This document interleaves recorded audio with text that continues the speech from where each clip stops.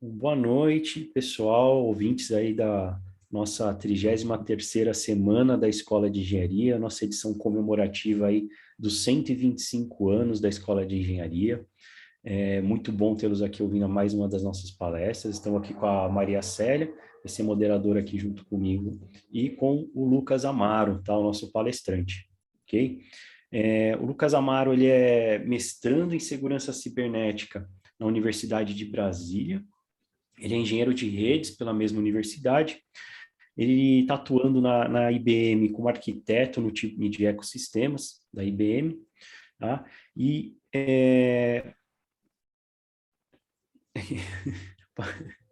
perdi aqui, ó. Referência técnica aqui de negócio para parceiros da IBM no desenvolvimento dos trabalhos de atendimento de clientes, certo? Então, a temática hoje aqui é tratamento, análise e segurança de dados dentro das empresas, tá? Atualidades e tendências, ok? Lucas, seja muito bem-vindo aqui à nossa universidade. Infelizmente, não de maneira física, né? Não estamos lá no nosso campus, você ia gostar muito lá de conhecer o nosso campus, mas ao mesmo tempo também é uma oportunidade que facilita essa nossa conexão, né? Então seja muito bem-vindo, acho que é um assunto aqui que os alunos vão amar ouvir sobre. Se a Maria Célia quiser também fazer algumas palavras antes da gente iniciar, algumas palavrinhas. Bom, pessoal, boa noite a todos, sejam muito bem-vindos. Eu espero que vocês aproveitem bastante, uma vez que esse tema ele é bastante pertinente e atual. Então, aproveitem bastante essa oportunidade que vocês estão tendo. Boa noite a todos e passo a palavra para o Lucas, então. Seja bem-vindo, Lucas.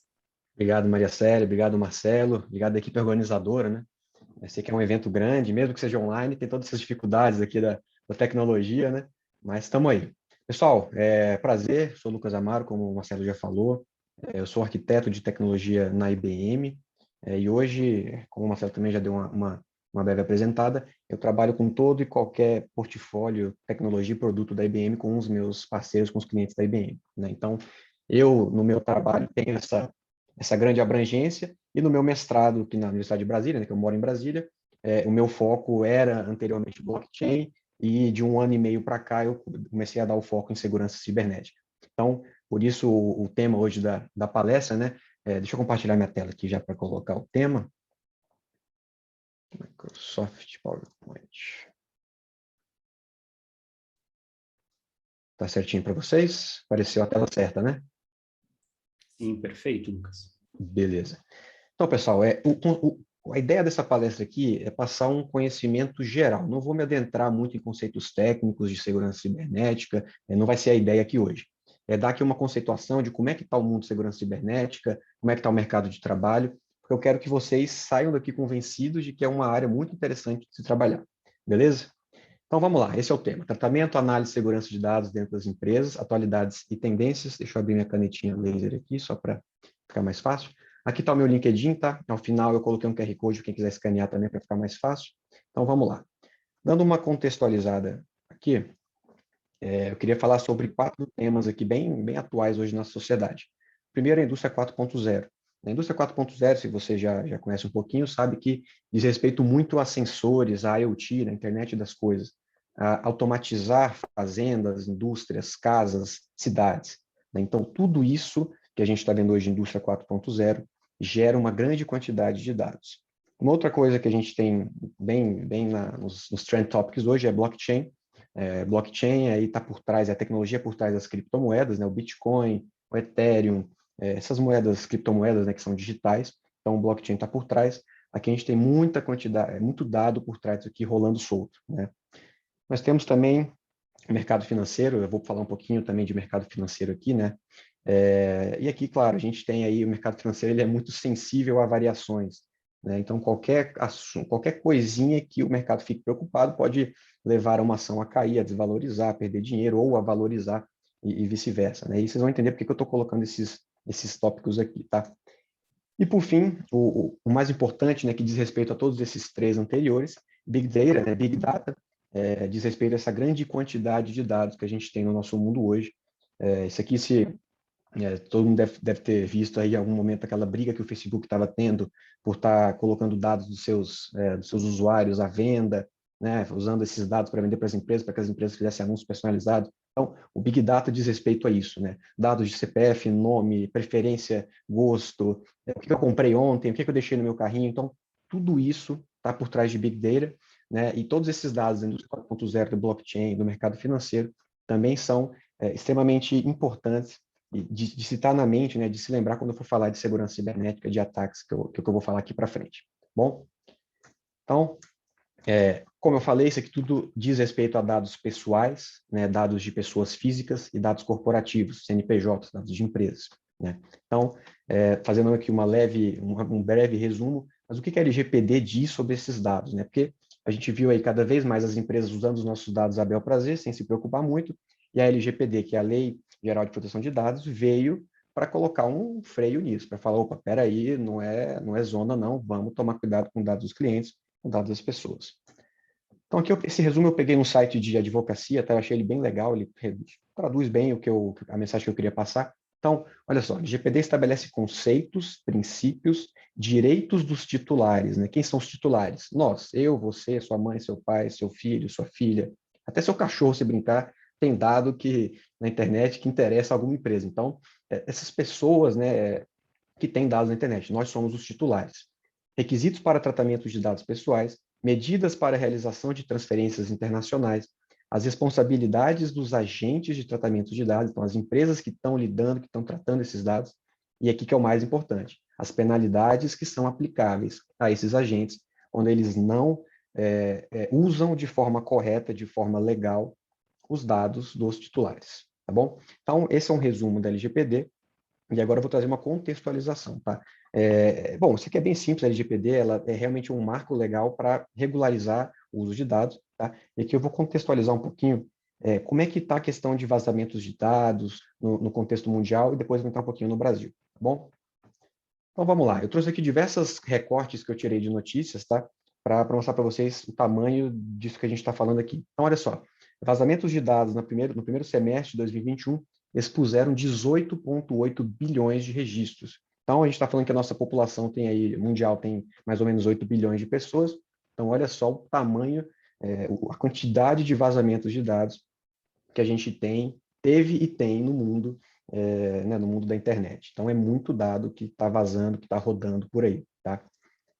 Um outro dado que eu trouxe aqui, uma outra notícia, tá? É que os ataques de ransomware dobraram de frequência durante a pandemia. Como eu falei, eu não vou entrar muito em conceitos técnicos, mas só para explicar o que é o ataque ransomware, para quem não souber, ransom do inglês significa sequestro, e ware, ameaça. Né? Então, ataques de ransomware são aqueles ataques em que os hackers invadem o sistema de uma empresa, né, invadem os computadores da empresa, vão ali de fininho, e quando eles conseguem mapear a rede, né, mapear o sistema da empresa, eles vão e criptografam todos os dados que eles encontram ali.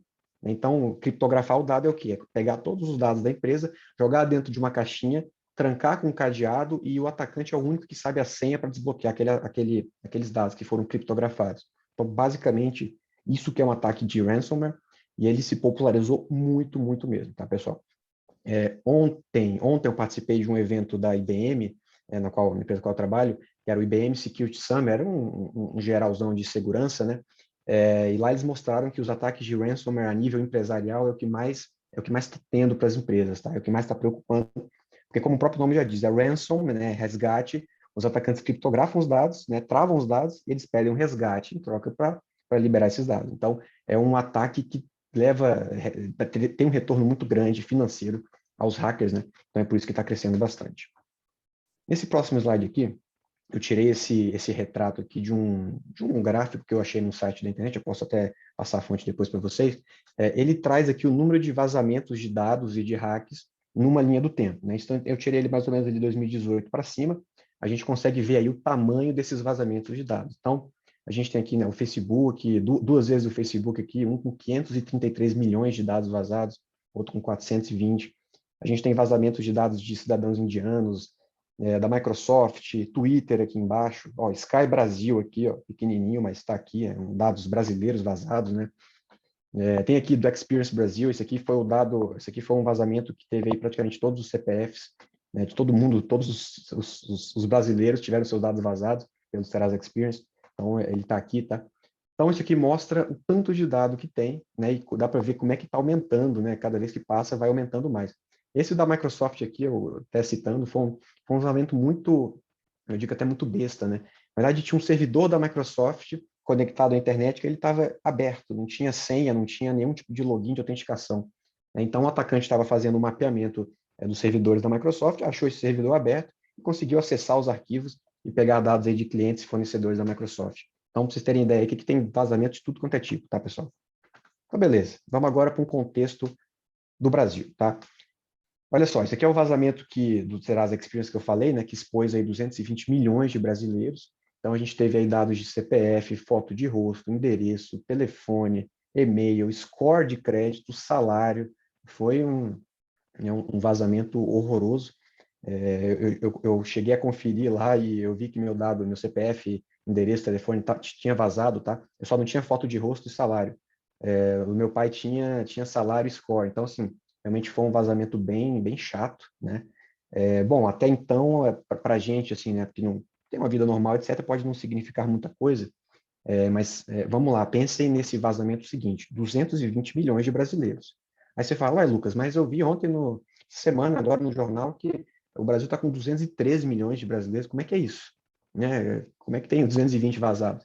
É porque vazou dado até de gente que já faleceu, que já morreu, né? Então, pensem aí, se eu sou um grupo, uma empresa, um grupo político e quero, por exemplo, disseminar fake news, tá? E para disseminar fake news de forma correta, eu preciso ter CPF, eu preciso ter e-mail, eu preciso ter telefone para poder criar uma conta na rede social X e poder disseminar fake news, tá? Então, se esse grupo, né, se essa empresa, etc., comprar dados de pessoas que, por exemplo, já faleceram e não vão reclamar se eles em algum momento fossem ver a sua conta lá sendo usada por outra pessoa, porque eles já faleceram, né?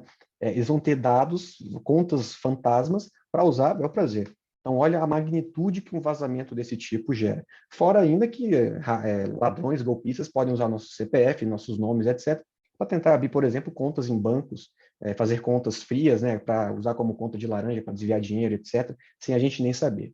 Então, é um vazamento muito chato esse aqui do Serasa, tá? E eles falam que não foram eles, né? Enfim, mas foi um vazamento muito grande. Uma outra notícia que eu trouxe aqui foi um ataque hacker no STJ, tá? Também, acho que foi no início desse ano passado, confesso que eu estou meio perdido por causa da pandemia, né? A gente fica meio perdido no tempo, mas foi recente também. As operações do STJ pararam totalmente, né? Os juízes estavam fazendo audiências e tudo mais, tiveram que desligar todos os computadores porque o ataque estava se espalhando, né? E aí, mas agora recentemente, os peritos estavam temendo que tivessem vazamento de dado que foram copiados pelos atacantes. Então, olha aí, o STJ com diversos processos lá dentro, sigilosos, etc., tendo esses dados aí expostos, roubados por atacantes. Então, é muito preocupante também. E uma outra notícia que eu trouxe foi do Grupo Fleury, uma grande rede de laboratório do Sudeste. Aqui em Brasília não tem muito, mas no Sudeste tem bastante, né? E eles foram atacados por um ransomware também, tá? Tiveram toda a sua operação criptografada. Eu lembro, também acompanhei de perto, eu lembro que no dia, né, o site deles ficou totalmente inoperável, para vocês terem ideia, tá? Eles avisaram que foram atacados pelo Instagram deles. Eles não tinham site, eles não conseguiam avisar. Então, foi um ataque bem chato, porque pensa, a gente estamos na pandemia, né? Estava num momento mais complicado da pandemia também, com casos bem elevados, e, obviamente, eles fazem aí muito exame de sangue, muito teste de Covid, exame de imagem. Então, os pacientes ficaram sem poder acessar, sem ter o resultado dos seus exames. Então, olha como é que isso gera, né, um ataque gera esse tipo de repercussão, né? A gente não pode só pensar que a empresa parou, estou nem aí, não aconteceu nada, né? Tem gente que está sempre sofrendo, ou pode sofrer com esses tipos de ataques. Bom, então, beleza. Qual que é o custo disso tudo, né? Vocês viram que pode gerar grandes repercussões, então vamos trazer aqui um pouquinho de valores. Então, olha só, após um ataque hacker, uma criptocorretora do Japão teve mais de 90 milhões de dólares em criptomoedas roubados. Então, 90 milhões, 9 vezes 5, 450 milhões de reais foram roubados dessa criptocorretora lá no Japão. Aí você fala assim, pô, mas no Japão, tá, tô nem aí. Não sei vocês, mas eu hoje invisto em criptomoedas, né, invisto na Bolsa de Valores também. Eu fico pensando, eu tenho 2 corretoras brasileiras e uma americana. Imagina se, em vez da americana, eu tivesse aberto uma conta na japonesa. Aí, assim, eu, usuário, eu faço tudo certinho, coloco uma senha forte, eu faço autenticação em 2 fatores, eu coloco aqueles aplicativos verificadores para gerar código, para fazer meu login. O usuário fez seu trabalho certinho, mas a corretora não agiu, não se preparou, não se protegeu como ela deveria, né? Ainda mais tendo aí em mãos uma quantia gigantesca de dinheiro, né, de valor. Então, só para vocês terem noção de como é que um ataque pode ser bem caro, né? E aqui um ataque que um ataque que aconteceu há pouco tempo também na JBS. A JBS é o grupo da Friboi aqui no Brasil, né? Eles têm operação no mundo inteiro praticamente. Eles sofreram um ataque nos Estados Unidos e aí eles ficaram com a operação totalmente fora do ar, tá? Foi um ataque bem preocupante. Saiu nos jornais também, né, as ações da JBS deram uma chacoalhada. Enfim, isso aqui eu vou falar um pouquinho mais na frente, eu vou explorar esse ataque um pouquinho para a gente entender a dimensão desses ataques. Olha só, aqui é uma pesquisa da IBM, ela fez a pesquisa em todos os seus clientes, né, em todas as empresas do mercado, e ela viu que, em média, o ataque cibernético custa 5,88 milhões aqui no Brasil. Ontem, naquele evento de segurança cibernética da IBM, esse valor que aumentou, tá? Acho que estava 6,5 milhões. Vocês verem como é que é um custo extremamente elevado, né? Isso aqui, para quem gostar da área e quiser seguir nessa área de segurança cibernética, é uma bela de uma carteirada para você chegar lá em quem for te contratar, você falar, então, você não quer pagar X para mim não por mês? Você prefere sofrer um ataque de 5,8 milhões? Então, é um belo do motivador aí para as empresas remunerarem melhores os profissionais de segurança cibernética. Beleza. Nesse QR Code aqui, eu estou apontando com o dedo, mas vamos com o mouse. Tem esse estudo da IBM que é bem recente, tá, pessoal? Então, quem tiver interesse aí, dá uma escaneadinha aí, abre o celular e entra lá, depois dá uma lidinha, beleza? Acho que já deu para escanear, né? Então, vamos lá. Tem muito dinheiro envolvido, então, como é que está o mercado de trabalho? Né? Eu já dei uma brifada aí para você negociar com o seu contrato, quem for te contratar, mas olha só, isso aqui eu tirei do CISO Advisor, é uma revista bem conceituada. Eles falam aí que a falta de pessoal de segurança cibernética afeta 70% das organizações. Então, está faltando gente capacitada, o negócio está feio, tá, pessoal? A lacuna de habilidade de segurança cibernética, 4 milhões de profissionais são necessários em todo o mundo. Então, está faltando muita gente mesmo. Vou colocar bastante notícia aqui para convencer vocês da falta de pessoal que está tendo. Crise de empregos na segurança cibernética está piorando, as empresas estão cometendo erros básicos ao contratar. Estão contratando gente que não tem muita experiência, gente que às vezes está lá só pelo salário, não gosta, então está complicado, tá? Então, muitas empresas têm uma cultura de segurança cibernética de, assim, se até hoje está tudo bem, eu não sofri nada, está tranquilo, eu não preciso me preocupar, não preciso correr atrás, não preciso investir milhares de dólares, milhões de dólares, não preciso. É meio que um pensamento assim, se até hoje eu não sofri um ataque cardíaco, está tudo bem, eu posso continuar comendo pastel, bolacha, biscoito, está tudo bem, não tem problema. Até hoje eu estou vivo. Aí uma hora que acontece, aí vem aquele desastre lá de um custo médio de ataque de quase 6 milhões de reais. Tá? Então, é algo a se pensar. Aqui é uma notícia mais antiga, de 2020, né? Então, a seca de talentos, segurança cibernética fica pior. E aqui é uma notícia que o Google vai investir aí 10 bilhões de dólares para iniciativas de segurança cibernética, para financiar e treinar pessoas, estudantes de escola, de faculdade, nível superior, para que no futuro, que é um pensamento a longo prazo, né? Para que no futuro a gente tenha profissionais capacitados que aguentem o tranco, aguentem a falta de profissionais que a gente está tendo tanto hoje. E aí a parte muito boa, salários, vamos lá. Eu tirei essas 2 notícias aqui, a primeira é do Glassdoor, é um site colaborativo em que as pessoas cadastram seus salários, né? Eu trabalho na IBM, eu vou lá e cadastro meu salário, eu falo qual é o meu cargo, então quando vocês entram lá, vocês podem ter a noção mais ou menos. Então, um salário de segurança cibernética no Brasil está na média de 13 mil reais por mês, de acordo com o Glassdoor, com alta confiança, tá? Isso aqui é bem interessante. E aqui, ó, para os que começam como analistas, né? Então, analistas são aquelas pessoas que normalmente não são engenheiros, né? Não têm diploma a nível superior, são nível técnico, por exemplo, e não é um trabalho muito de criação, né? De engenharia, é um trabalho de pegar dados, informações que são mostradas a ele e fazer análise simples, né? Normalmente usando algum documento, tá? Fugiu o nome agora, mas usando padrões que alguém já especificou para ele. E aí o valor pode chegar até 22 mil, e aqui eu abro um parênteses, pode chegar bem mais que isso, tá, pessoal? Quando você atinge cargos de gerência. Bem mais quando eu falo é 40, 50 mil tranquilo, tá? dependendo da empresa que você trabalhar.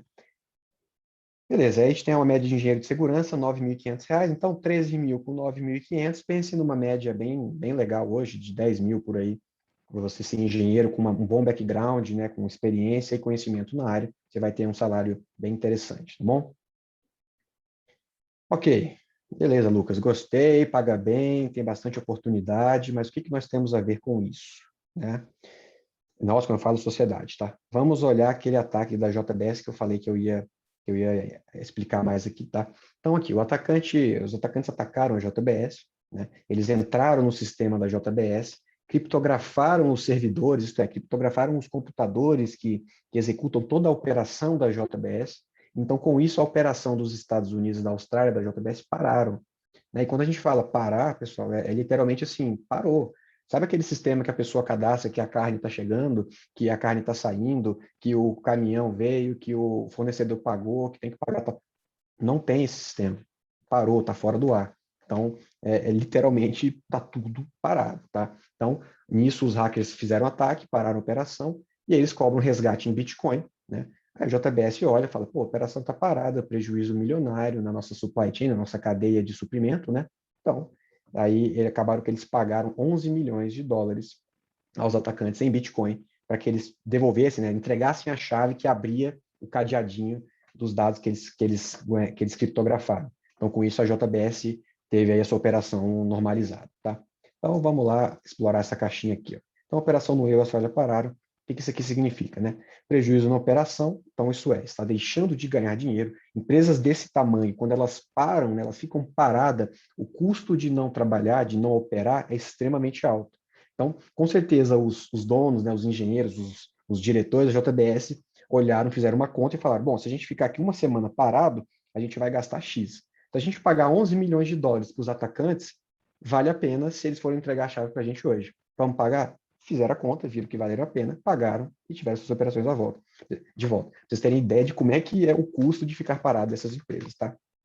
Então, como eu falei lá, no dia que o ataque foi noticiado, né, as ações da JBS caíram, acho que se não me engano, 9%. Então, mesmo que você não goste dessa área, não está nem aí para a área de segurança cibernética, se você investe no mercado financeiro, é um trader, day trader, swing trader, buy and hold, sei lá, qualquer coisa do tipo, é bom você ficar ligado nesses tipos de ataques, porque a depender do tamanho do ataque, aonde ele possa ser, as ações, as bolsas podem sofrer oscilações aí consideráveis, tá? Então, realmente é preocupante. E aí teve a preocupação de faltar carne nos Estados Unidos, né, dado que a operação estava parada. Empresas desse tamanho, quando tem a operação parada assim por um dia, 2 dias, literalmente significa faltar carne, faltar comida nas prateleiras dos supermercados. Então isso gera uma preocupação muito grande. Então, olha como que um ataque, né, um simples ataque gerou essas repercussões gigantescas em vários campos da sociedade, né? Não só na JBS, né? Nós, como sociedade, também temos que ficar atentos a esse tipo de problema. Tem um filme na Netflix que é muito legal, que eu assisti foi ano passado, chamado Hacker. Não sei se vocês já viram, tá? Eu vou dar um pouquinho de spoiler aqui, mas, enfim, quem não quiser escutar o spoiler, muta aí, porque eu vou dar um spoiler, tá? Mas é rápido. Lá no filme, ele mostra os atacantes hackeando uma hidrelétrica, tá? Uma barragem de hidrelétrica. E aí o Chris Hemsworth, que é o ator do Thor, ele fica, mas por que eles estão fazendo isso, né? Os caras estão hackeando aqui uma empresa de hidrelétrica, tentando controlar as bombas hidráulicas que abrem e fecham as comportas, para que isso, né?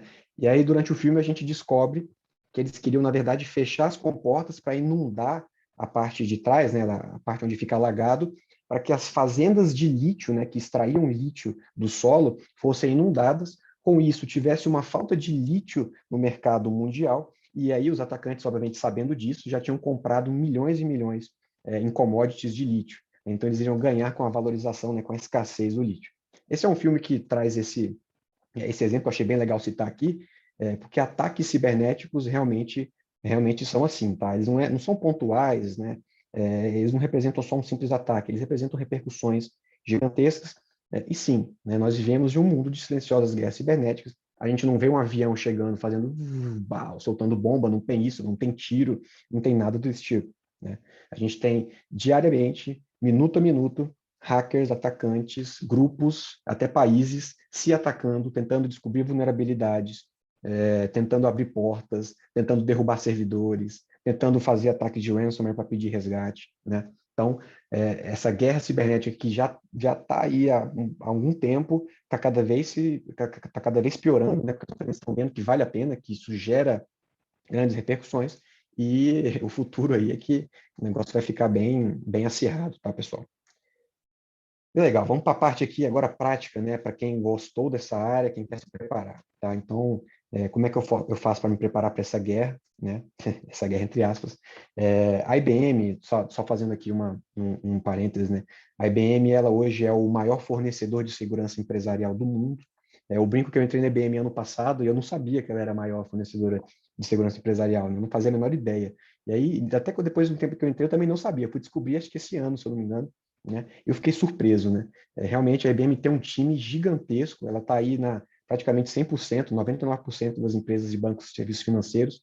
Ela tem aí diversos profissionais extremamente gabaritados, ela tem um time muito bom.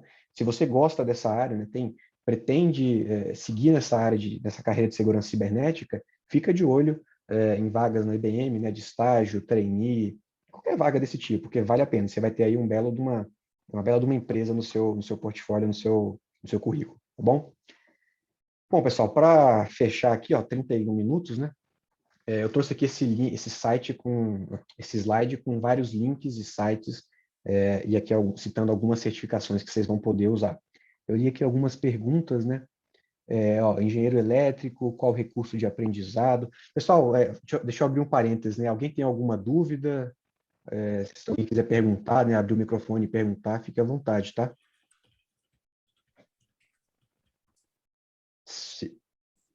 O microfone dele está bloqueado. Ah, é? Se quiser ter essa interação, o pessoal que quiser fazer perguntas, se possível, então levanta a mão, que daí a gente vai abrindo um por um, tá? Aí, antes de abrir os microfones, tem algumas perguntas aqui que apareceram. Eu vi aqui no Q&A, Em né? relação ao Exchange, qual que você acha que é mais confiável? Ele disse que está usando aqui o Binance, o Vitor, né? Binance, Ele quer saber se tem alguma ideia dessa segurança que existe nesses exchange. Legal, legal. Bom, Vitor, sim, a americana que eu uso é a Binance, tá? Eu gosto bastante deles, nunca me deram problemas. Eles têm aí diversos fatores de autenticação, de segurança, são uma grande criptocorretora, né? É aquela coisa, cara, assim, não tem muita regulação, né? Eles não são um banco que tem ali agências em cima deles. Então, acaba que a gente tem que pegar ali as maiores que melhor estão se mostrando no momento. Pode ser que seja um grupo que está criando uma coisa só para roubar suas criptomoedas. Cara, pode ser, não tem como saber, é meio complicado nesse mundo de moedas, de blockchain, né, de criptomoedas. É por isso que eu sempre falo, busque as maiores do país, né, ou dos países. Então, aqui no Brasil, eu uso a Bitcoin Trade, a outra que eu nem uso muito, tá? Até me fugiu o nome dela. Mas eu uso mais a Binance mesmo, né, que lá tem bastante criptomoedas, então é a que eu mais uso, é a minha principal hoje, tá? E aí tem outra pergunta aqui, né? O também ele coloca como engenheiro elétrico, né? E ele tem curiosidade na área aí de cibersegurança. Ele quer saber de cursos recomendados, sejam cursos na internet ou técnicos, né? Que você avalia que sejam interessantes para fazer quem busca entender um pouquinho mais sobre a área, se aprofundar mais, às vezes seguir a área em si. Uhum. Legal. Bom, eu vou até aproveitar essa pergunta dele para terminar de apresentar o slide aqui, né? Bom, nesse slide aqui é o Vitor, né, que fez essa pergunta, é o Vitor Cabral. Eu coloquei esse link do IBM Training, esse site do IBM Training, se você tirar o /security aqui, ó, você vai ter treinamento para tudo quanto é tecnologia que você imaginar, tá? Todo o portfólio da IBM, que é gigantesco, você vai ter. Então, quando você coloca o security no final, aí você vai para o treinamento de security. Aqui dentro é extremamente completo, tem cursos muito bons, muito técnicos, tá? Como você está começando na área, busca aqueles cursos introdutórios que tem aqui, tá? E aquela coisa, você vai ter que ter filtro, cara. Você vai ter que fazer o curso, né? E de tanto começar a olhar, de tanto fazer né, tá ouvindo os termos e etc. Aí você começa a pegar os termos, começa a entender a lógica, o sentido da segurança cibernética, tá? Esses dois cursos aqui do Coursera, eu pessoalmente os fiz, tá? Esse aqui, introdução à segurança, a ferramenta de segurança cibernética e cyberataques. Ele é bem legal também para quem está começando na área, para quem não tem muita noção. Ele vai explicar aqui os ataques, né? Então, o que é um ransomware, o que é um ataque de phishing, o que é um worm, o que é um ataque de DDoS. Enfim, ele vai dar toda essa explicação de tipos de ataque, como se countermeasure, as contramedidas, metodologias ágeis para você se defender desses ataques. Como eu falei em algum momento da palestra, você não pode tá aqui, beleza, nunca sofri nada até hoje, então tá maravilhoso, tá bem, tá tudo certo. Não, é realmente uma guerra, né? E em situações de guerra você não pode descansar, tá? Paga bem, né? Só que você tem que estar sempre ligado, tem que estar sempre atualizado e sempre correndo atrás aí de novos ataques para você se precaver, tá? Então esse curso aqui é muito legal, ele fala sobre isso. Esse aqui eu não terminei, eu estou no meio dele. Ele também é um pouquinho mais. Então, faz uma introdução, depois você vem para esse daqui, e aí ele também vai falar aí de conceitos de segurança cibernética um pouquinho mais técnicos, tá? Os dois são feitos por profissionais da IBM, né? Vocês vão ver que tem muita gente da IBM que faz curso, porque realmente a IBM é muito forte nessa área de segurança cibernética. Então, aqui tem diversos profissionais gabaritados da IBM, do time de IBM, da IBM, se não me engano, dos Estados Unidos e da Europa. Então, são dois cursos muito bons. Eles são pagos, se eu não me engano, mas eu pedi o Financial Aid da Coursera e eles me deram, tá? Falei que eu sou estudante e tal, né? Faço mestrado. Aí, um mês depois, eu acabei ganhando. Então, consegui fazer de graça. Eles dão certificado também, tá? São cursos bem legais e mostram que você está se interessando, né? Pela área. E aí, certificações de mercado, a gente tem da Microsoft. Esse aqui é o Microsoft Azure Security Engineer Associate. Esse aqui eu tirei também. Ele é bem legal. Ele passa aí os conceitos de segurança cibernética e, claro, ele vai entrar em alguns produtos que a Microsoft tem para segurança, mas toda a parte de conceito de segurança cibernética é utilizável tanto para a Microsoft, quanto para a AWS, quanto para a IBM, quanto para o Google, quanto para qualquer outra empresa e para qualquer área, qualquer trabalho, qualquer posto de trabalho que você for ter. Então, é uma certificação bem legal também. E temos a certificação aqui da AWS, que também é uma certificação de mercado reconhecida. Então, para vocês que estão começando agora, né, que não tem muita experiência nessa área, recomendo o IBM Training e esses cursos do Coursera. E claro, pessoal, joga no Google, como me especializar em tal área. Vocês vão ver que a segurança cibernética não é só isso que eu falei, nós temos diversas áreas, né? Nós temos as pessoas que ficam caçando ameaças, nós temos pessoas que ficam olhando como atualizar um sistema, cara, é muita coisa, é muito grande, tá? Então, aí vocês vão começar a pesquisar, tem que ter interesse, tem que sair pesquisando aí no Google, em livros, lendo artigos, para você começar aí a entender o mundo de segurança cibernética. O meu mestrado, eu comecei ano passado, né? Eu troquei de área, eu saí da área de blockchain. Eu fazia o meu foco de pesquisa em segurança de criptomoedas, né?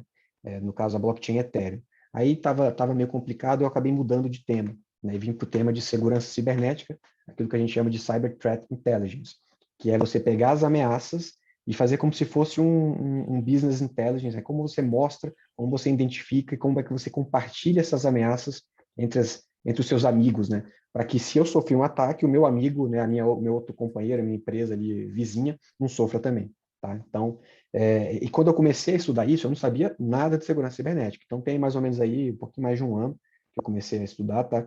E, cara, não é fácil, né? Você vai, muito conceito você lê, você fala, o que isso aqui quer dizer, né? Aí o meu orientador do mestrado falava de diversos conceitos, e eu ficava tipo, nossa, o que isso significa? Não estou entendendo. Aí, de tanto eu estar ali no dia a dia pesquisando, correndo atrás, você começa a assimilar aquele conceito e vai ficando mais fácil, vai ficando mais claro para você. Então, nada, nenhum treinamento, nenhuma certificação vai substituir a sua curiosidade de correr atrás, ver vídeos na internet e etc. Beleza? Bom, acho que era isso que eu tinha que falar aqui de treinamento. Acho que eu vou aproveitar aí que você comentou de equipes de segurança dentro das empresas. Aí, me desculpe se eu comentei uma gafe com o nome, mas como eu me lembro que era chamado, a ideia do hacker branco. Você tem um pouquinho de noção de como que isso se está se expandindo no mercado, se está sendo mais procurado pelas empresas? Talvez primeiro explicar para o pessoal o que que é. E como é que está no mercado, né, esse sentido do hacker branco? Se tem um boom ou se já mudou a forma como as empresas enxergam a cibersegurança? Uhum.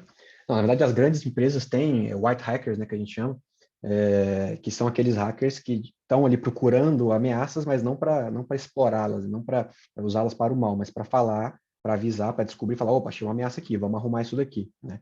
Então, sim, como está com essa tanto de ataque acontecendo, né? Ataques de ransomware, ataques de phishing, ataques de DDoS, né? Que são ataques que eles controlam diversos computadores para atacar um servidor, para tentar derrubar aquele servidor. Os white hackers estão sendo cada vez mais necessitados no mercado como um todo. Como eu não trabalho na área, né, Marcelo?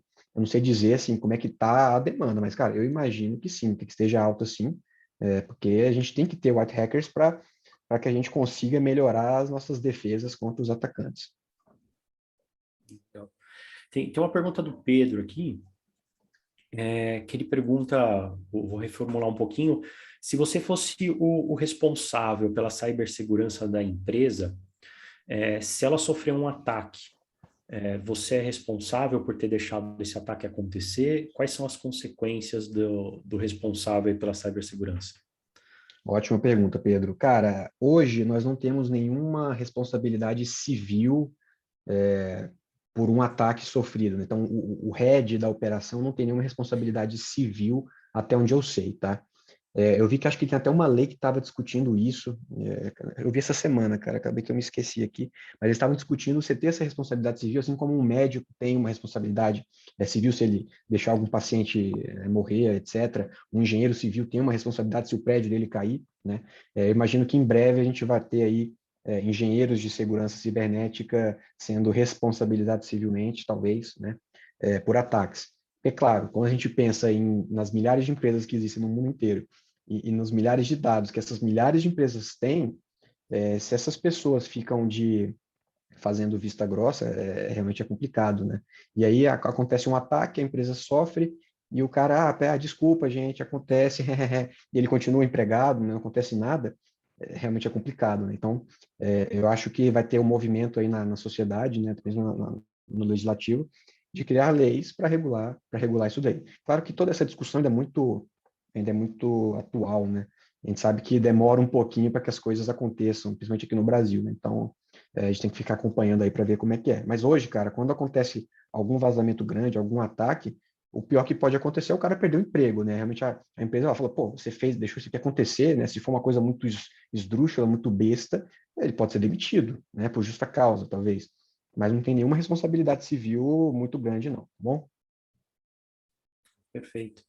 Eu vou passar para a pergunta do Gabriel, que estava com a mão levantada há um tempo aí, vou dar prioridade para ele. Ele queria saber um pouquinho mais sobre a questão de segurança em nuvem, tá?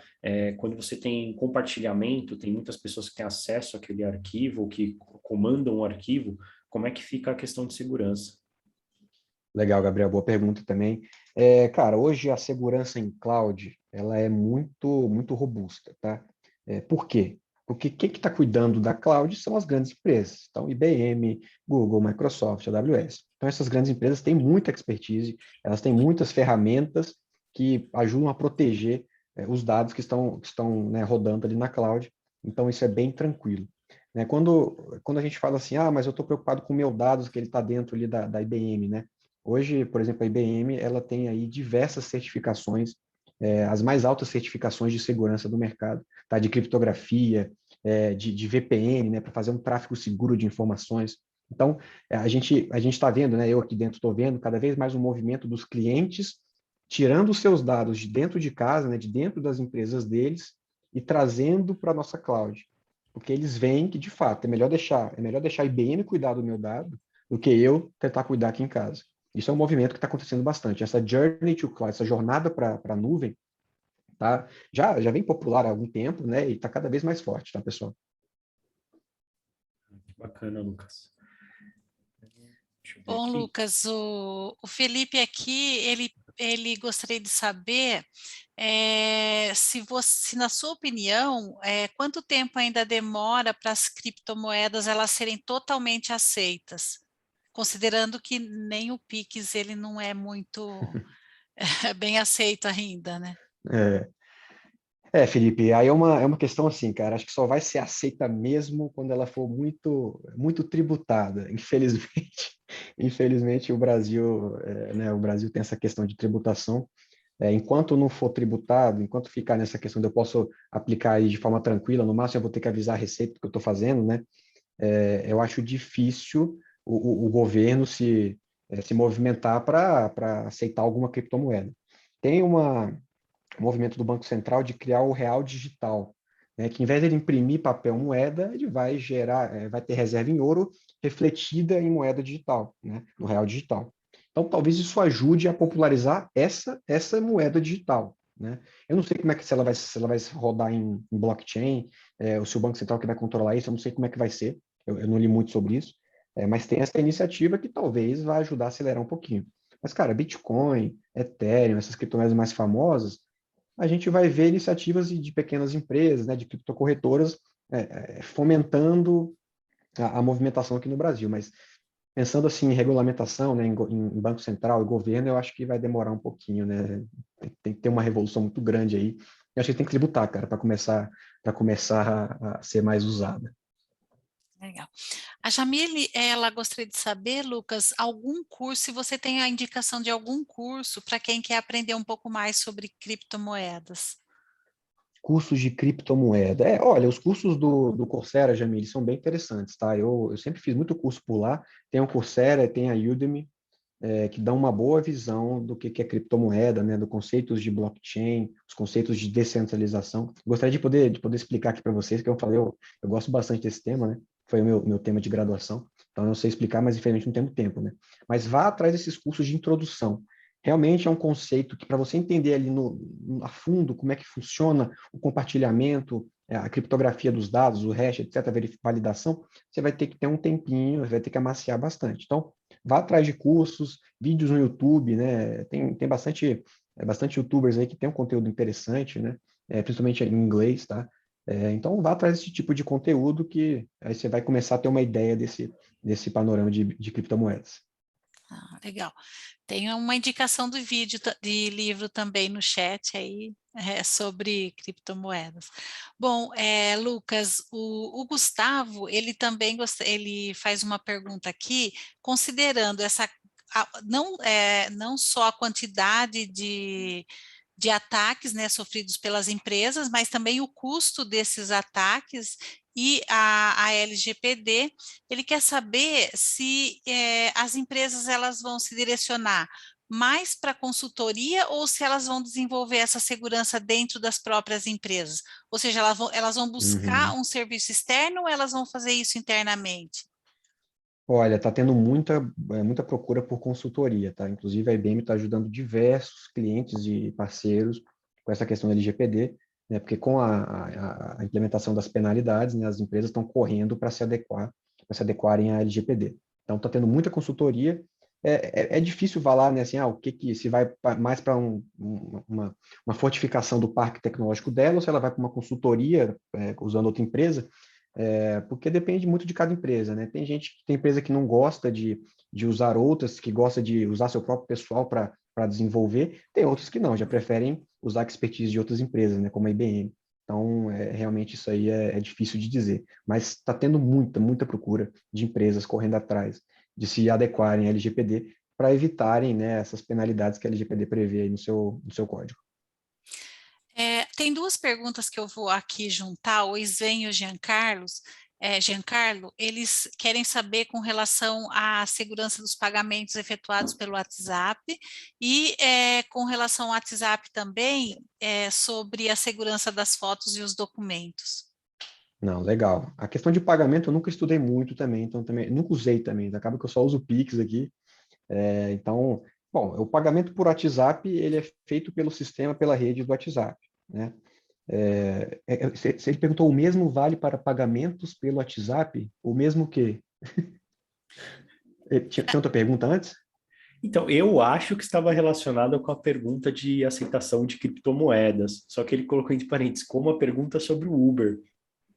E eu não lembro da Eu- é, pergunta sobre o Uber. Mas isso. assim, se for nessa lógica, né, da aceitação, claro que o WhatsApp, como ele está muito difundido na nossa sociedade hoje, né, quase que grande parte da população tem um WhatsApp, né, você permitir o pagamento digital via WhatsApp é um grande facilitador, né? Então, eu acredito que, se for essa pergunta do Sven, Isso. né? Se for essa pergunta, sim, com certeza, o pagamento via WhatsApp ajuda muito a popularizar, até a tornar normal para...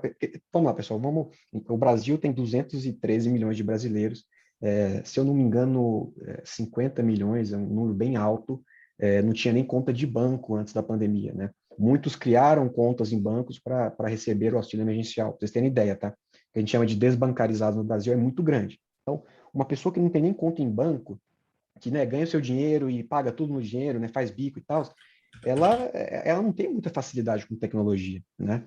Então, quando você traz esse tipo de facilidade, né, se ela, por exemplo, tiver um celularzinho ali básico que ela usa mensagens, né, e ela puder pagar pelo celular, pelo WhatsApp, isso já vai abrindo a mente dela de que, talvez eu não precise ficar pegando o dinheiro o meu dinheiro que eu recebi e usar só o dinheiro. Talvez eu possa pegar, depositar, aceitar um Pix. Então, isso vai abrindo os horizontes dessas pessoas que muitas vezes não têm, né, a nossa formação, o nosso estudo, a nossa vida, né? Então, ajuda bastante a popularizar criptomoedas e etc.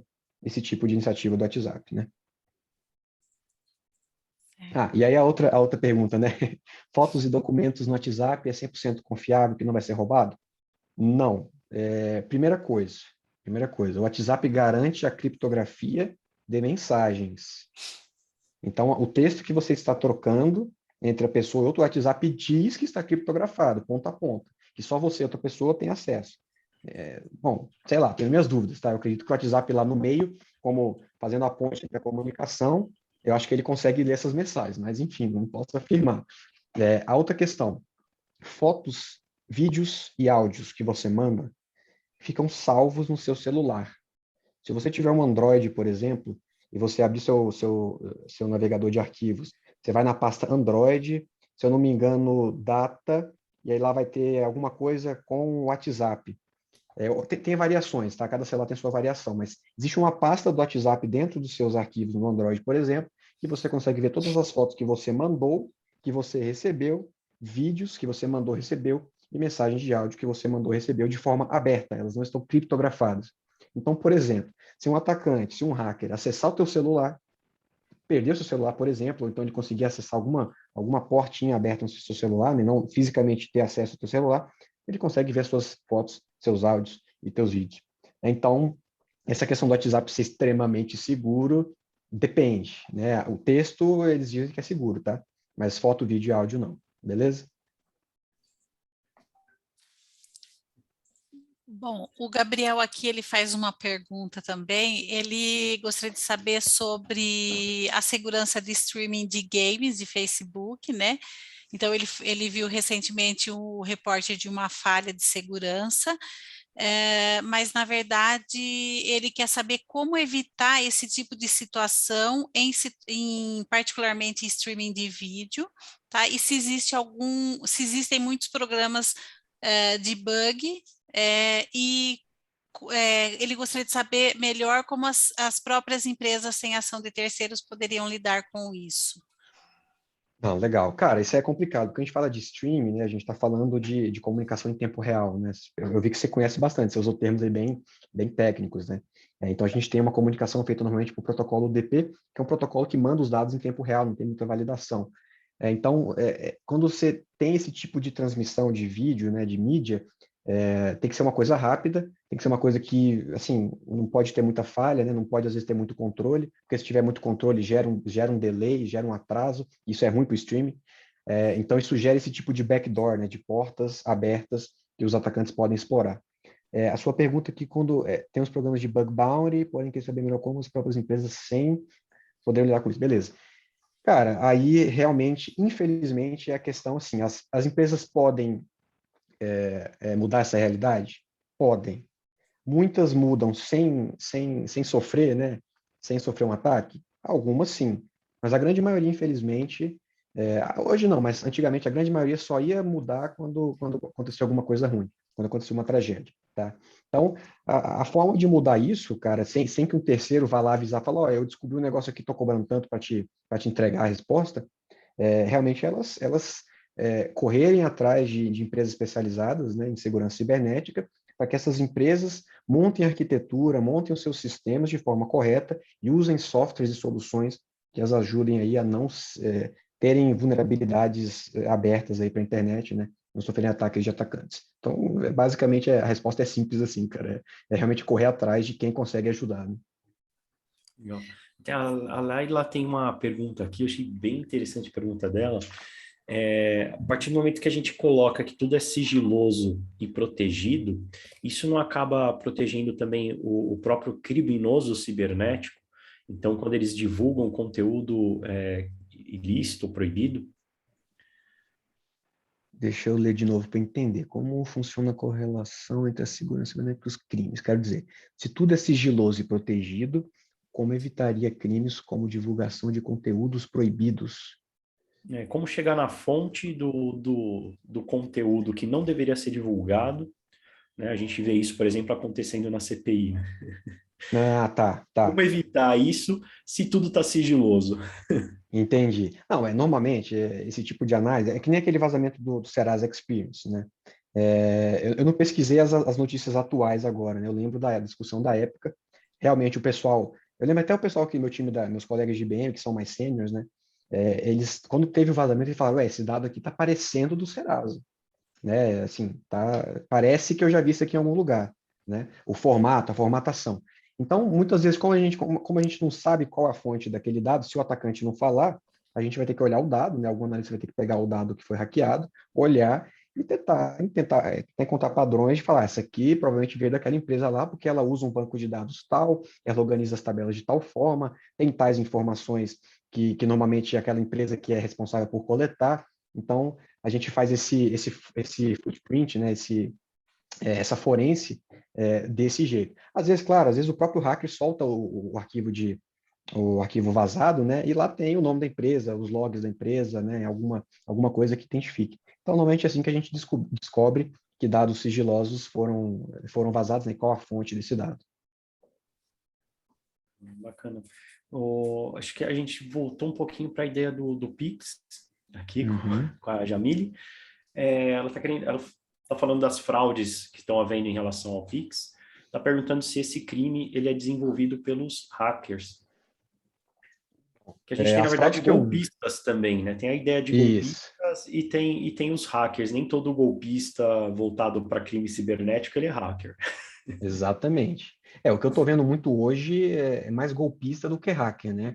O sistema do Pix ele é robusto, ele foi muito bem construído, né? É um sistema que funciona 24 horas por dia, isso é extremamente difícil. Quando a gente pensa que a gente tem 213 milhões de brasileiros, um transacional de transações gigantesco, a gente tem que ter sistemas extremamente robustos para aguentarem as transações do Pix, né, que estão sendo feitas ali toda hora. Sem dar erro, né? Sem dar nenhum tipo de bug. Imagina, se eu passo 10 mil para o Marcelo e aí aparece lá que eu passei R$ 100, ou parece que eu passei 1 milhão, né? É um problema gigantesco, isso não pode acontecer, isso não acontece. Então, o Pix como arquitetura, como sistema, funciona muito bem. O problema que eu estou vendo cada vez mais nos jornais são golpistas, ladrões, que às vezes ou sequestram essas pessoas e obrigam ela a fazer um Pix, ou se passam por outra pessoa e falam, estou precisando pagar uma conta, faz um Pix para mim, né, porque o dinheiro cai na hora e ele consegue sacar esse dinheiro né, antes que a polícia, antes que alguém entre no meio. Então, esses são os tipos de ataque, de fraudes que eu estou vendo do Pix. Eu nunca vi nenhuma fraude assim de hacker, né? Hackeei o Pix, isso aí eu nunca vi, tá, Jamile? A gente pode separar o golpista, ele consegue fazer com que você lhe forneça o dado, o hacker ele vai ter que invadir a sua conta, invadir algum dado Isso, para coletar o dado, né? Invadir um espaço cibernético seu. exatamente. A ideia de phishing, ela já é considerada um hackeamento? Com- Olha, com certeza, o phishing hoje ele é uma das grandes causas também de vazamentos de dados, de hackeamento, né? Principalmente com o home office, que a gente está tendo desde o ano passado para cá, né? Vocês pensam, antes eu acessava tudo que a IBM tem, né, nos seus sistemas internos, só quando eu estava dentro do prédio da IBM. Então, conectado no Wi-Fi da IBM, eu conseguia ter acesso ao que a gente chama de intranet, né, que é a rede interna da IBM. Lá tem documentos, sigilosos, etc. É tudo que diz respeito às operações da IBM. E todas as outras empresas também têm esse mesmo modelo. Aí, com o home office, não, os funcionários saíram das sedes e foram para suas casas, com seus notebooks, com seus computadores pessoais, e eles têm que fazer o acesso igualmente, só que agora via internet, né? Então, isso gera muita porta aberta, né? Isso gera muita exploração de phishing, né? Porque aí é uma questão de engenharia social, né? O atacante, ele às vezes manda um e-mail para o usuário e fala, sua senha vai expirar, né? Clica nesse link aqui para alterar a tua senha. Aí o funcionário está lá, né? Não se percebe, clica no link, digita o usuário, digita a senha, pronto, o atacante acabou de pegar isso, de pegar a senha dele, o login dele, né, via o que a gente chama de phishing, né, que é exatamente essa questão de ele pescou, né, pescou a pessoa.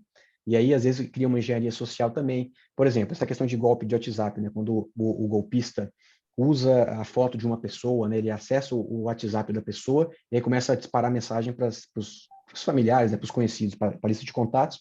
Ele faz o que a gente chama de engenharia social, porque ele pega o WhatsApp da pessoa, toma a foto dela, ele dá uma lida ali naquelas mensagens que ele conseguiu restaurar do backup, né, para pegar mais ou menos como é que a pessoa fala, e aí ele começa a usar essas informações que ele tem da pessoa que ele fez o golpe, para aplicar o golpe em outras pessoas. Então, esse tipo de ataque de phishing está bem popular também, principalmente por conta da pandemia.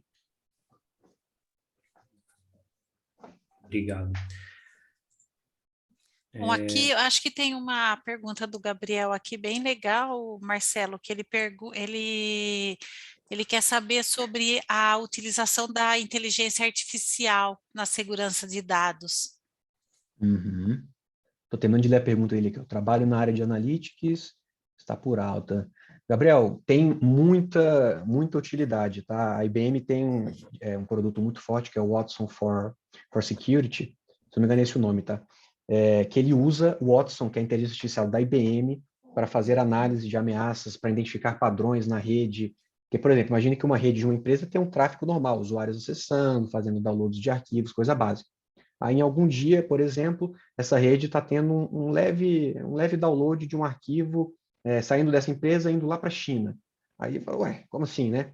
Se não tiver um analista olhando, se tiver nenhuma regra definida, isso pode passar despercebido. Se a gente tem inteligência artificial dentro ali, ela já tem um modelo criado de como é que essa rede normalmente se comporta, e ela vê esse tipo de padrão que foge ao normal, essa inteligência artificial pode, normalmente faz isso, avisa os analistas, né, os engenheiros, fala, opa, tem algo errado aqui, tem alguém roubando o dado aqui, tem alguém criptografando um dado aqui, né, se for um ataque de ransomware, por exemplo, tem um disso aqui que está sendo criptografado, e o usuário é um usuário desconhecido. Então, ele avisa isso sim, tá? E esse uso de inteligência artificial cada vez mais vai ser importante também.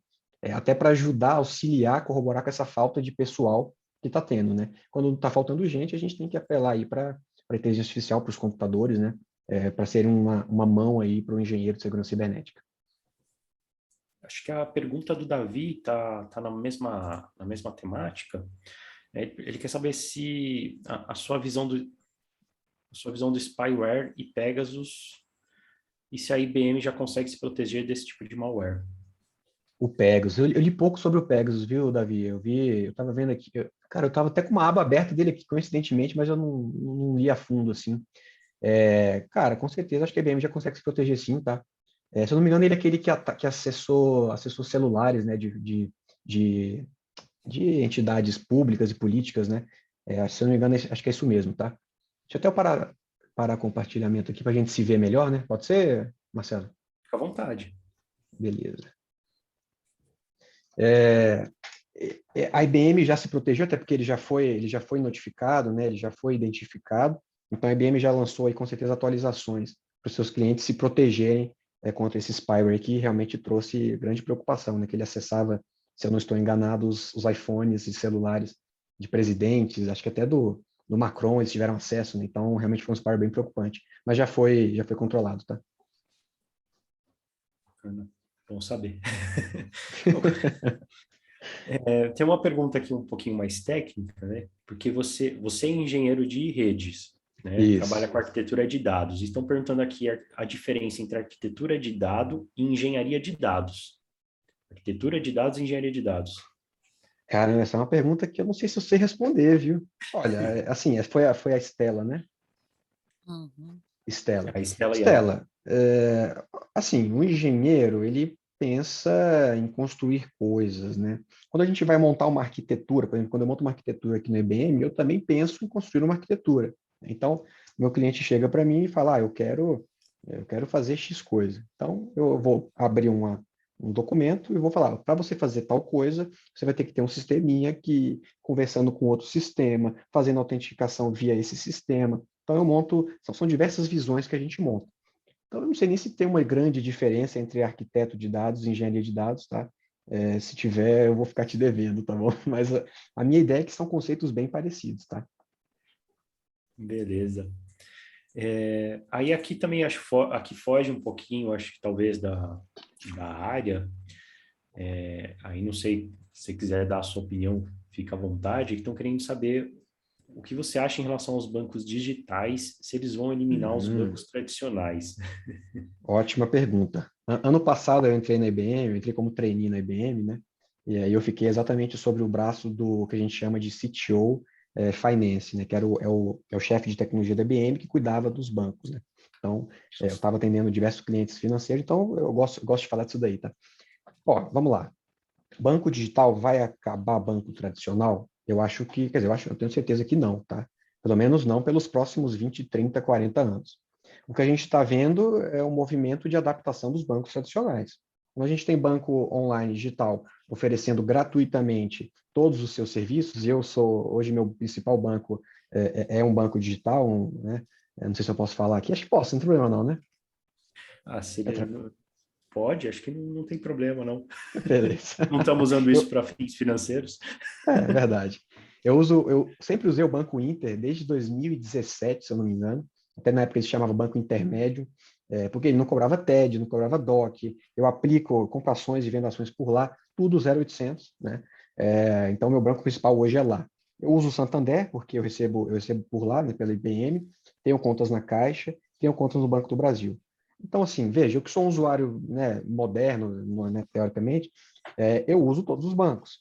E qual que foi o movimento que os bancões fizeram? Foram se adaptar também àquilo que os bancos digitais estavam fazendo, né? Então, hoje o Pix já foi uma grande demanda dessa, porque, né, a gente tinha aí bancos cobrando 10, 15 reais para fazer uma TED e bancos não fazendo nada. Aí vamos fazer um sistema então que não cobra nada e as pessoas vão poder usar e a hora que quiser. Então, os bancos digitais estão trazendo essa evolução que estava, vamos dizer assim, esse empurrãozinho, esse puxãozinho de orelha que estava faltando nos bancões, né? Que realmente eles estavam acomodados, né? Tava tudo maravilhoso, só tinham eles, né? Então, os bancos digitais ajudam a gente a evoluir como sociedade, né? Ainda mais na sociedade financeira. Então, eu vejo uma simbiose, né? Não sei se esse é o termo correto da biologia, mas enfim, eu vejo uma simbiose muito, muito positiva entre os dois aí. Eu não acho que os bancões vão sumir de maneira alguma. Acho que é mais fácil os bancões comprarem os banquinhos digitais, né? Os banquinhos não, os bancos digitais. Legal. Tem mais uma pergunta aqui, acho mais voltado para blockchain, hein? A Opa. onda de ataques de ransomware favorece a adoção da computação descentralizada, os blockchains e os DApps? Cara, eu não vejo muito isso, tá? Para mim, os ransomwares, eles fomentam a melhora da área de segurança cibernética e as empresas correndo atrás de outras empresas que conseguem ajudá-las nisso, né? Quando a gente fala de computação descentralizada, né, de blockchain e decentralized apps, é um conceito que para mim não foge muito, porque uma blockchain, ela também tem algumas vulnerabilidades, né? Principalmente blockchains baseadas em Ethereum, elas têm smart contracts, né? São contratos que são programáveis. Então, as pessoas que programam esse código, elas podem e normalmente cometem algum tipo de falha, né? Então, sempre vai ter alguma exploração em todo tipo de arquitetura, de modelo que vai existir. Então, eu não vejo uma interconexão entre os ransomwares e as blockchains, né? E o crescimento, o fomento das blockchains. O que pode acontecer a gente vê ataques de ransomware a grandes instituições financeiras ou a países, né? Vamos pensar naquele exemplo do filme lá que eu falei do hacker, né? Imagine que um grupo hacker ataque aqui no Brasil a Eletrobras e aí o Brasil vai ter uma crise, ou então alguém ataque a empresa de energia dos Estados Unidos e vai ter uma crise energética nos Estados Unidos, caramba, né? Loucura, e o dólar vai desvalorizar. Normalmente, quando o dólar desvaloriza, as criptomoedas tendem a dar uma valorizada, né? Até porque as criptomoedas hoje são refúgio de uma influência política de moeda X ou Y, né? Então, pode ter essa relação, né? Então, talvez um ataque ransomware pode gerar alguma valorização, mas eu não vejo uma coisa muito direta assim, não, tá? A Rebeca trouxe uma pergunta também legal, perguntando: cobrir a câmera do computador faz sentido mesmo ou é só a teoria da conspiração? Eu acho, não sei se dá para abrir Peraí, o leque aí para mais exemplos aí que talvez tá vendo estejam. aí meu cobridor de câmera? Olha, desculpa, Marcelo, te interrompi, pode continuar. Não, fica à vontade, dá para abrir o leque mais para isso e trazer alguns outros exemplos, não sei se vem na sua memória agora, de coisas que realmente fazem sentido e as pessoas não levam em consideração, e outras coisas que realmente é só ladainha, que não tem problema algum. Bom, esse aí da câmera é bem controverso, né? Eu acabei comprando uns negocinhos aqui na China, baratinho, e coloquei. Isso aqui me ajuda muito no home office, né? Que às vezes a gente abre a câmera acidentalmente, né? E aí eu tô fechado aqui fisicamente, então eu não corro esse risco. Eu não me preocupo muito com questão de ataque, porque a principal coisa, pensando em ataque, né, para câmera, microfone, etc., é você manter seu sistema atualizado, manter aí o uso de um antivírus. Isso aí não tem muito mais o que ser feito, tá, pessoal? E claro, não entrar em sites estranhos, não baixar arquivos estranhos, né? São boas práticas de uso de dia a dia que vão te deixar protegido, tá? Bom, coisas assim que a gente fica grilado, né? A gente fica meio preocupado. Às vezes eu fico pensando, meu celular está me escutando, um atacante pode me hackear aqui, hackear câmeras da minha casa, hackear a minha Alexa que está aqui, ela até acendeu, eu falo o nome dela. Também são coisas que acho que a gente não pode ficar neurótico, né? Senão a gente vai ficar doido, a gente vai ficar tapando o microfone, vai ficar tapando câmera, vai ficar, sabe, a gente vai ficar doido e não tem muito por onde fugir. A recomendação que eu sempre dou é use um antivírus padrão, né? No meu Windows, por exemplo, eu só uso o Windows Defender, não uso nenhum outro antivírus, tá?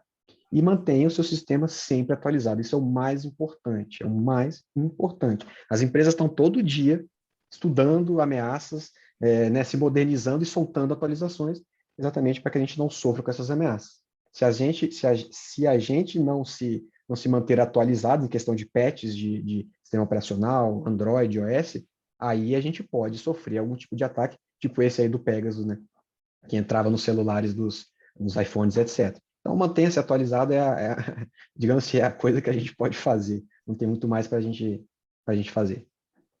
Já emendando aí, o Renan está perguntando, no Windows 10, só o Windows Defender serve? E já o Pronto. Gabriel, sempre existem falhas. Pode-se dizer, então, que segurança é uma profissão eterna? Exatamente. O Renan, cara, eu só uso Windows Defender, tá? Eu já usei Avast, já usei Norton. Bom, até hoje, já tem mais de 7 anos, nunca sofri nada, né? Então é aquela coisa, a gente pode falar que está funcionando. E ao mesmo É, tempo também é difícil ter interesse em nós, meros mortais. cara, não tem muita coisa. É aquela questão, se eu não baixar nenhum keylogger aqui que vai ficar ali no meu teclado e instalar, é difícil, né? Então, evite esse tipo de coisa, né? Não faça nada muito absurdo assim, não entre na Deep Web, não baixe arquivos estranhos, que você vai estar tranquilo, né? Uma coisa que eu sempre faço, aqui no meu Mac não, mas no meu Windows principalmente, às vezes eu baixo algum arquivo zipado, ou então eu baixo um arquivo executável, né, .exe, eu jogo no virustotal.com, que ele vai, você entra lá, joga o arquivo lá, ele faz uma análise com diversos antivírus, né, e aí ele te fala se pode ter algum vírus lá ou não. Quando eu dou uma estranhada no arquivo, eu faço isso, né, é uma boa prática que eu recomendo, e, bom, tem dado certo até hoje, né, é o que eu posso falar. Aí tinha outra pergunta que como é que O era? Renan aqui repetindo, qual é o site Vírus Total? O vírus Procura total. Vírus Total lá no Google. Tinha uma outra pergunta? Tinha do Windows Defender e outra do... Windows Defender. Olha só, Tem aqui Answered, né? Deixa eu ver aqui, ó. embaixo. Aqui, ó, sempre existem falhas. Pode-se dizer, então, que segurança é uma profissão eterna? Gabriel, claro, é tipo medicina, assim, sempre vai ter gente, né, precisando de atendimento, então sempre vai existir falha, não resolve. A gente fala, esse sistema aqui é super seguro. Calma, que algum hacker vai descobrir alguma vulnerabilidade, né? Então, sim, é eterna até que se prove o contrário. Aqui a gente já pode entrar até na questão de toda nova tecnologia, ela vai te apresentar um novo sistema de falha, uma nova forma do seu Exatamente, sistema falhar. exato. Então, Você vê toda hora que você o inclui uma Pix, né? tecnologia nova, você criou uma falha nova, você precisa de alguém especializado naquilo. Isso. Você vê o Pix agora, eles vão até mudar a regra do Pix, né? Que acho que não vai ser imediatamente a transferência, vai poder acontecer entre alguns segundos e acho que até 5 minutos ou 15 minutos, exatamente para evitar esse tipo de golpe que está tendo de sequestro relâmpago, né? Que o cara sabe que a pessoa vai transferir o dinheiro, ele vai ter o dinheiro dele, vai ter o dinheiro da pessoa na hora na conta do ladrão, né? Então, a gente vai sempre se adaptando quando a gente lança uma coisa nova, né? Não tem como a gente cobrir todas as oportunidades, todas as possibilidades. Se até e-mail a gente pode cancelar, né? Por que não dinheiro? Exato. Tem uma pergunta aqui do Pedro, pedindo um merchan seu. Ele está querendo saber qual que é a diferença do serviço de cybersecurity da IBM com relação às empresas da VG, Norton, McAfee. Não, legal. Bom, Pedro, assim, eu não trabalho no time de segurança cibernética, tá? Então, realmente, eu não tenho muito esse pitch de vendas do segurança cibernética. O que eu sei é o que eu vejo aí dos dados, que a IBM é a maior empresa de segurança cibernética do mundo, né? Então, isso por si só já fala que a gente tem um time muito bom, muito capacitado, né? De fato, o que leva as empresas a escolherem a IBM ou escolherem o McAfee ou o Norton, realmente eu não sei dizer. Aí vai muito, acho que, de gosto, né, do gestor da área, às vezes tem um bom relacionamento com alguma pessoa da empresa, acho que é mais nesse sentido, tá? Ou às vezes tem uma tecnologia que só roda com aquela empresa, só roda com essa outra, sabe? Então, vai muito disso daí, tá? O que você pode ter certeza é que o time aqui de segurança cibernética é realmente fora da curva. Bom, para encerrar aqui, eu queria entrar aqui pedindo a sua visão, quando você colocou aí essa guerra cibernética que está acontecendo, como que entra nessa jogada a busca pela, vamos dizer assim, a principal arma que eles podem colocar nessa guerra, que é a computação quântica? Ah, ótimo. Essa é uma pergunta muito boa. É um tema que eu sempre tive muito interesse. Inclusive, quando eu fui fazer o meu mestrado, eu falei para o professor, professor, eu quero pesquisar a computação quântica e como que ela vai atrapalhar as criptomoedas, né? Aí o professor falou, você tem certeza? Eu falei, eu tenho certeza. Eu falei, então faça uma pesquisa do que isso representa. Eu falei, vou fazer. Aí eu fiz a pesquisa. Caramba, eu abri 3 artigos aqui e desisti. Porque o negócio era aqueles desenho quântico, era aquela coisa toda. Então, tirando a brincadeira, a computação quântica, a IBM hoje é um dos grandes players também em computação quântica, né? Ela vai representar vai ser um game changer aí no nosso mercado de segurança, mercado de criptografia principalmente. Por quê? Quando você criptografa algum dado, algum arquivo, você usa uma função, né, que a gente chama de, pensa numa caixinha. É uma caixinha preta, que lá dentro você tem diversas funções matemáticas, que quando você coloca o dado, né, você faz um input desse dado lá dentro, ele embaralha esse dado, dado essa função, e solta o output. Então, simplificadamente, assim que é feita a criptografia de um dado. E aí, para você desembaralhar, você coloca uma chave, digamos, que faz essa descriptografia, né, esse desembaralhamento dos dados. Esse algoritmo de criptografia, ele utiliza aí diversos cálculos matemáticos para ser executado. Então, esses cálculos matemáticos, o grande empecilho hoje é capacidade computacional, né? Então, se você pegasse algoritmos hoje de criptografia famosos, o SHA-256 ou o AES, se eu não me engano, e você colocasse para rodar num computador de antigamente, de 2000, não ia acabar, ia levar 200, 500, 1000 anos para ele conseguir calcular e descriptografar. Hoje, isso já é feito de forma muito mais efetiva. A computação quântica, ela traz aí, pelo que eu já estudei um pouquinho, né, ela traz a questão de qubits, enfim, é um negócio muito louco. Então, ao invés de você ter só a possibilidade de 0 ou 1, você tem tipo meios zeros, meios uns, dependendo de onde você olha, né, o processador lá, ele vai te dar mais possibilidade, maior poder de processamento. Então, se eu preciso de 10 anos, por exemplo, para quebrar uma criptografia de um arquivo hoje com um computador super forte, usando a computação quântica, eu vou poder quebrar em algumas horas, alguns minutos, talvez, né? Então, ela representa um salto nessa questão de processamento. É claro, aí foi o que eu pesquisei também né, quando eu estava interessado nesse tema, existem algoritmos que são anti-computação quântica. A gente chama de anti-quantum. Bom, eu não entrei em detalhes, eu não sei dizer se é bom, se funciona, se não é. Eu deixo esse comentário aqui para quem gostar dessa área, dar uma pesquisada. Então, existem algoritmos que conseguem evitar, conseguem segurar esse altíssimo poder de processamento que os processadores quânticos têm e vão ter cada vez mais. Então, algoritmos de criptografia padrões, né, que a gente usa hoje no nosso dia a dia, vão ser facilmente quebrados usando computadores quânticos, né, então isso vai dar um baque na segurança cibernética. Por exemplo, imagina se um atacante tiver um computador quântico nas suas mãos, né, ele chega lá no meu sistema e começa a tentar minha senha lá, bilhões de vezes por segundo usando computador quântico, né, e eu não tenho nenhum sistema que bloqueia. Então, ele vai ser mais eficaz. Então, tem muita coisa que a computação quântica vai trazer aí. Não é a minha área de estudo, então não sei me aprofundar muito mais, mas quem gostar, pesquisa, que é um tema bem interessante também. Não, muito obrigado. Acho que a nossa segurança aí vai depender do gap entre o hacker ter em mãos a computação quântica e as empresas terem desenvolvido a segurança a tempo, né? Exatamente. Lucas, foi um prazer enorme, tá, tê-lo aqui conosco. A gente já passou até do horário da palestra. Eu agradeço muito você ter aceito aí o convite. Acho que a gente já pode dizer para os alunos que suas atualizações de vírus foram atualizadas. Então, muito obrigado por ter participado aqui com a gente. Maria Célia, se quiser passar alguma mensagem aqui para os nossos alunos para a gente encerrar. Não, eu só gostaria de comentar que o Lucas ele traz aí mais uma oportunidade para os nossos engenheiros, né? Até se o Lucas pudesse fechar descrevendo para a gente o perfil desse profissional aí, eu acho que seria legal, porque aí dá para a gente buscar ajudar um pouco eles nesse sentido. Legal. É um profissional que realmente tem que meio maluquinho, tá? Porque você tá, como eu falei, é uma guerra silenciosa, você tem que estar sempre ali no 220, você não pode descansar, tá? A coisa é bem... você tem que gostar, você tem que gostar, não pode ser aquela coisa assim, tô aqui. Se você estiver ali pelo salário, porque alguém te ofereceu uma vaga e deu certo, cuidado, né? Porque você pode ser aquele engenheiro responsável que sofreu um belo de um ataque, né? E vai ter aí grandes problemas. Então tem que ser um profissional que ama a área, que gosta da área, aquele cara nerdzinho, sabe? Que está interessado no assunto e não para de pesquisar e ficar codificando, mexendo nos sistemas.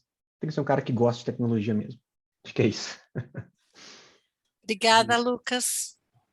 Valeu, O pessoal está pessoal. elogiando bastante aqui a sua palestra, está agradecendo, tá? Acho que é isso, então a gente encerra aqui essa palestra aqui, espero que vocês tenham gostado bastante, seja muito valioso aí para vocês, tá?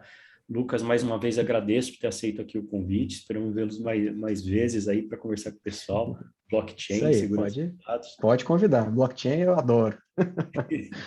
Muitíssimo obrigado, tá bom? A gente se vê Beleza. aí, até a próxima, então. Até mais, Tchau, pessoal. pessoal. Obrigado, boa noite. Boa noite.